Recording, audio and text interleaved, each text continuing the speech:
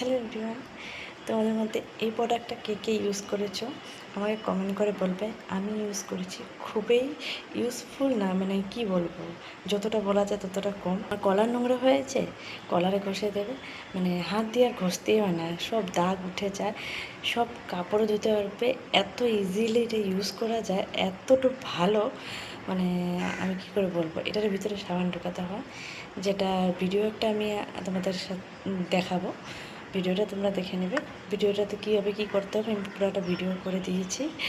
আর সত্যি ইউজ করে আমার কমেন্ট করে বলবে খুব খুব খুব ভালো প্রোডাক্ট। Thank you.